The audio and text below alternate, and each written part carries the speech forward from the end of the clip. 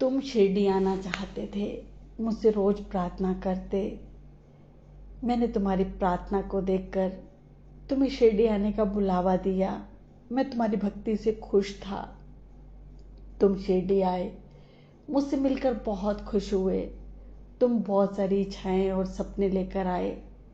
मैं तुम्हारी इच्छाओं और सपनों को पूरा करना चाहता था, क्योंकि तुमने बहुत दुख भरे दिन सहन किए थे।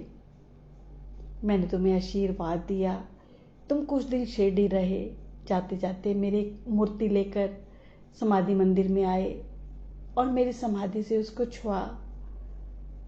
तो मैंने अपनी बहुत सारी ऊर्जा उस मूर्ति में भर दी और ऊर्जा के रूप में मैं तुम्हारे घर में आ गया। तुमने घर के मंदिर में मुझे रखा, मेरी बहुत सेवा की। मुझे तुम खाना खिलाते, मुझे स्नान करवाते। धीरे धीरे मेरे आशीर्वाद से तुम्हारे सपने पूरे होने लगे। तुम्हारे बहुत अच्छे दिन आ गए। अब तुम बिजी रहने लग गए, बहुत ज़्यादा बिजी होने लग गए। जहाँ तुम पहले मेरे पास बैठकर बात करते थे, अब तुम्हारे पास बैठने का समय नहीं था। तुम हाथ जोड़कर चले जाते।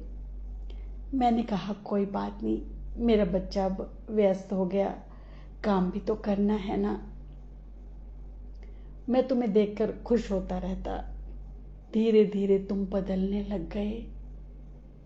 अब जब भी खाना खाने बैठते, मुझे पूछना भूल जाते, मेरे पास आना भी भूल जाते। मैं बहुत घुटन महसूस करने लगा। मैं अब तुम्हारे घर से जाना चाहता था। मैं अपने सब बच्चों से ये कहना चाहता हूँ कि अपने गुरु से जो प्यार करना चाहिए ना, वो निस्वार्थ करना चाहिए।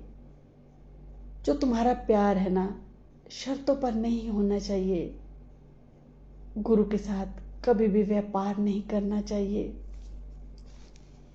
जब तुम कभी खाना खा रहे होते हो तो तुम्हारे गुरु तुम्हारे आसपास होते हैं। जब तुम्हें उन्हें अपने भोजन और दूसरे खान पान में हिस्सा जानियोते दिए बिना खाते हो तो ये बहुत बड़ा स्वार्थ होता है। जब तुम खाना खा रहे होते, अक्सर लोग ऐसे करते हैं, तुम अपने गुरु को देख नहीं सकते, पर इसका अर्थ ये नहीं कि वो तुम्हारे आसपास नहीं है। अपने आप को कभी भी अकेला मत जानो। यदि तुम इस भ्रम में जीते हो कि तुम और केवल तुम ही सब कुछ कर रहे हो, तो धीरे धीरे तुम्हारे गुरु तुम्हें छोड़ देते हैं। तुम्हारे गुरु तुमसे संपर्क साधने की कोशिश करते हैं जब तुम गलतियां करने लगते हो, अपनी मौजूदगी का एहसास कराते हैं, पर तुम जब नहीं समझते तो आह भरकर आगे चल देते हैं।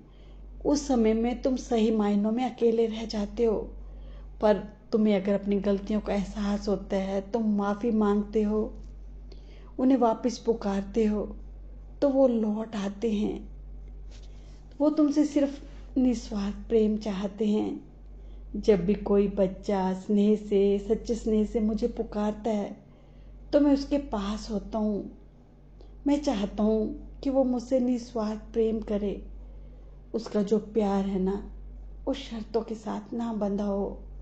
मेरा तुम भक्तों के अलावा कोई भी नहीं है। मैं हमेशा तुम लोगों के जिंदगी में सुख आने के लिए कोशिश करता रहता हूँ। अगर दुख भी आते हैं कई बार, तो वो मेरी मर्जी से भी आते हैं। मैं तुम लोगों के आध्यात्मिक उन्नति करना चाहता हूँ, तुम्हें उच्च सत्र पर ले जाना चाहता हूँ। इसलिए मेरे बच्चों, दुखों से घबराया मत करो। और बस यही कहना चाहता हूँ कि अपने गुरु से सच्चे मन से प्यार करो। दुख आए तब भी वो प्यार, सुख आए तब भी वो प्यार।